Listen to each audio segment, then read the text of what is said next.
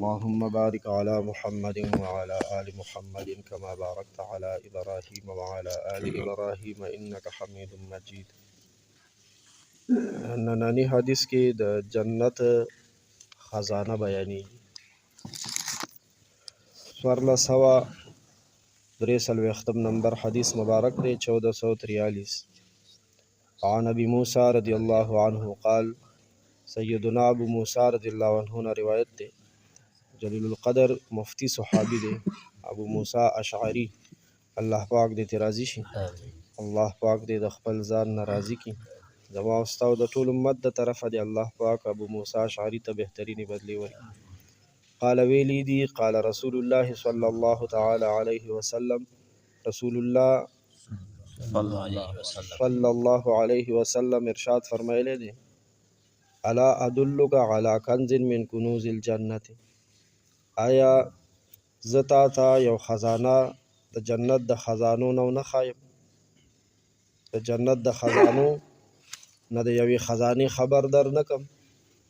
فقلت ابو موسی صاحب وی ما ورته عرض کو بلا یا رسول الله ولنا او خیرات جنت د خزانو نه خزانه اې د الله رسول صلی الله علیه وسلم. قال نو نبی علیہ السلام راته فرمایل لا حول ولا قوة الا بالله لا حول ولا قوة الا بالله ویل د جنت د خزانو نه یو خزانه متفق علیه. د خزانه څه مطلب دی؟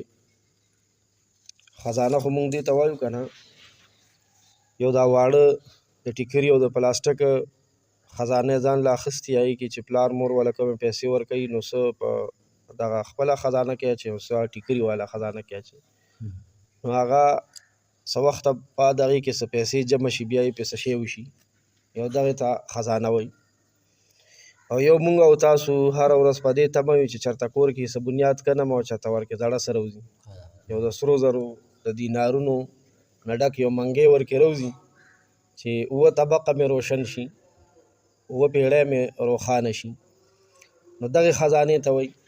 خو یې ما ته غوږ ونیسئ د دنیا خزانه که میلو شي که نه د دنیا خزانې پرېږده دا ټوله دنیا د یو کس شي بیا هم پاتې ده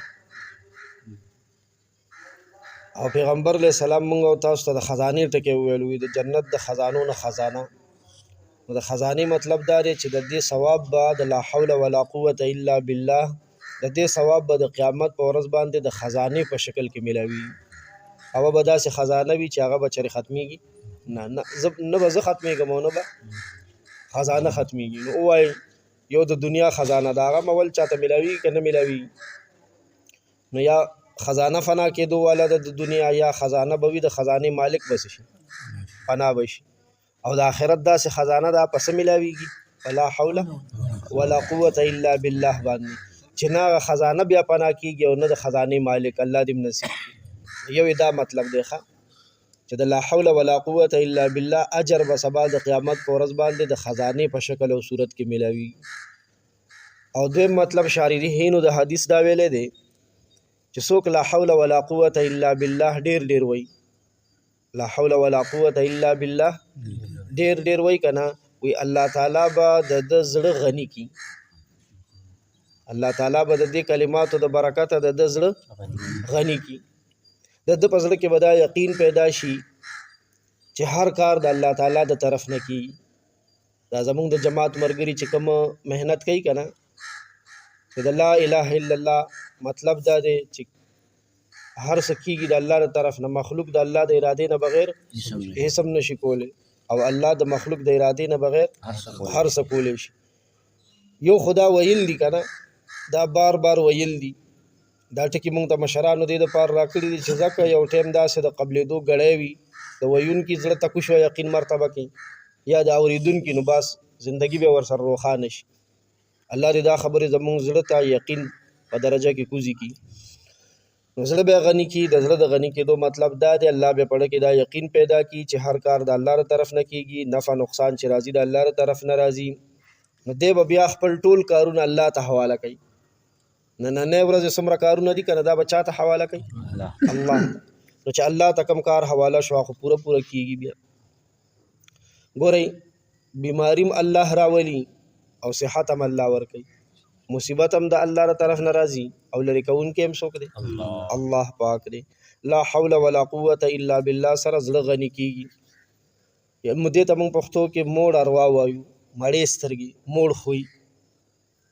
یقین وکړه دا یو داسې دولت دی چې کله چاته نصیب شو که نه، یقین وکړه که بیا یې د بل په مربو باندې موځي، د بل په چکونو باندې او د بل په بینک بیلنس او سرو سپینې چې لاس کې وي او ډایمنډ یې ورسره یقین وکړه که هغې باندې هم پروا وي، خپلو اسري کړی شوو جامو کې خوشحاله وي، وینځلی شوو جامو کې خوشحاله وي، په خپلو چولو روټۍ او سپوره باندې خوشحاله وي. او یاد ساتئ چې کله خوی وږی شو، زړه ناهار شو، سترګې څه شوي؟ اوږې شوې، ناهارې ناورې شوي، سره سپین به را سره لاس کي او یقین وکړه د بله وینځلی شویو جامو ته به ځایرېږم.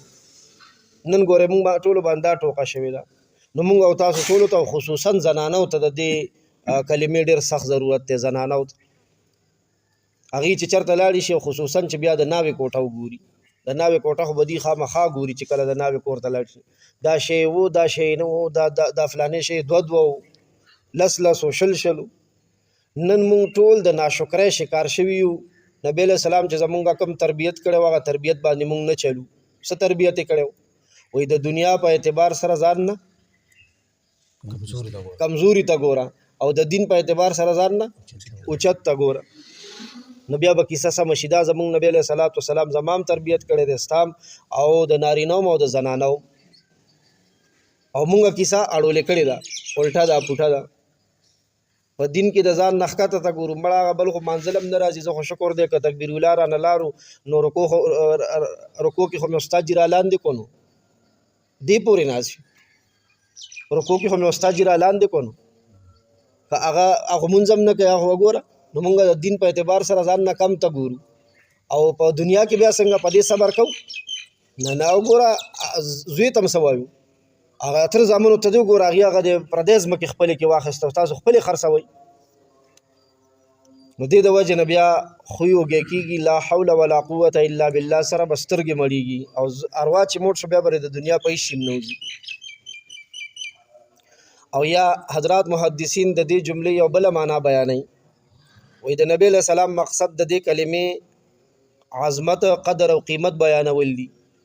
چې کله د یو څیز په حق لوی که نه چې دا خزانه ده، نو د دې نه بل ښایسته تعبیر نشته دی د هغې د قدر او قیمت او د عظمت د چاپړه کې ورچول چې ګورې بچې دا څه ده؟